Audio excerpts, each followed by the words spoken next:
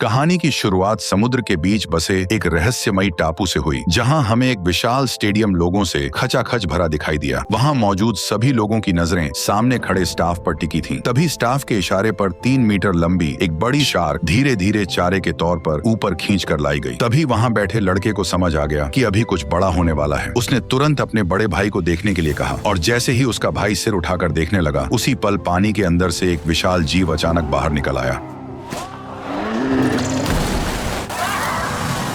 ठीक उसी पल देखने वाला प्लेटफॉर्म अचानक धीरे धीरे नीचे जमीन के अंदर उतरने लगा। दरअसल यहाँ एक और भी ज्यादा खतरनाक शो उनका इंतजार कर रहा था। जैसे ही प्लेटफॉर्म नीचे पहुंचा, तब वही विशाल जीव अब बिल्कुल सामने साफ दिखाई देने लगा, जिससे वहां मौजूद लोगों की एक्साइटमेंट और बढ़ गई। तभी जोरदार तालियों के बीच उस बड़े से जीव ने, जिसका नाम मोसासॉरस था, एक ही झटके में शार्क को पूरा निगल लिया। दरअसल भविष्य की दुनिया में एक टेक कंपनी ने जीन टेक्नोलॉजी की मदद से डायनासोरों को दोबारा जिंदा कर दिया था और पैसा कमाने के लिए उन्होंने पूरा एक आइलैंड खरीद लिया था। फिर सारे डायनासोर उसी आइलैंड पर रखे गए और उसी जगह को जुरासिक वर्ल्ड पार्क में बदल दिया गया। डायनासोरों की वजह से यह आइलैंड बहुत जल्दी दुनिया का सबसे बड़ा टूरिस्ट स्पॉट बन गया। हर साल यहाँ छुट्टियां मनाने आने वाले लोगों की संख्या करोड़ों में पहुंच गई। लेकिन 20 साल तक सब सुरक्षित चलने के बाद डायनासोर लोगों के लिए बिल्कुल चिड़ियाघर के हाथियों जैसे हो गए, जिससे अब लोगों को उनमें पहले जैसा इंटरेस्ट नहीं रहा। इसलिए गिरती कमाई और बढ़ते खर्च को रोकने के लिए डॉक्टर वू की टीम ने अलग अलग जानवरों के जीन मिलाकर एक नया मॉन्स्टर डायनासोर बनाया, जिसका बेहद सीधा और डरावना नाम इंडोमिनस रेक्स रखा गया, जिसे लोगों का इंटरेस्ट बढ़ाने के लिए तैयार किया गया था। लेकिन किसी को अंदाजा नहीं था कि यही डायनासोर पूरे पार्क के लिए सबसे बड़ी मुसीबत बनने वाला है। उसी समय पार्क का मालिक इंडोमिनस रेक्स को देखने पहुंचा। तब पता चला कि यह डायनासोर उम्मीद से ज्यादा बड़ा और बेहद चालाक है, जो कई बार कांच तोड़कर भागने की कोशिश कर चुका है। उसकी खतरनाक समझ देखकर मालिक घबरा गया और सिक्योरिटी चेक के लिए रिटायर हो चुके नेवी ट्रेनर ओवेन को बुलाया। दरअसल ओवेन पहले नेवी में काम कर चुका था और रिटायर होने के बाद उसे यहाँ डायनासोर को ट्रेन करने की जिम्मेदारी दी गई थी। इस समय वह रैप्टर एरिया में काम कर रहा था, जहाँ वो नेवी ट्रेनिंग में सीखे एक्सपीरियंस से रैप्टरों को कंट्रोल करने की कोशिश कर रहा था। और हैरानी की बात यह थी कि वो उन खतरनाक रैप्टरों को कंट्रोल कर पा रहा था। लेकिन तभी एक हादसा हो गया। जब नया फीडर एक छोटे सुअर को पकड़ने की कोशिश कर रहा था, उसी दौरान एक रैप्टर ने उसे झपटकर सीधे जू के अंदर खींच लिया और अगले ही पल वहाँ मौजूद सभी रैप्टरों का ध्यान उसी कर्मचारी पर टिक गया। और अब हालात ऐसे बन गए कि वह किसी भी पल रैप्टरों का शिकार बन सकता था। तभी खतरे की उस घड़ी में ओवेन ने तुरंत जू का गेट खोल दिया और तेजी से अंदर दौड़कर उस नए कर्मचारी के सामने खड़ा हो गया और रैप्टरों को पीछे हटने के लिए लगातार कमांड देने लगा।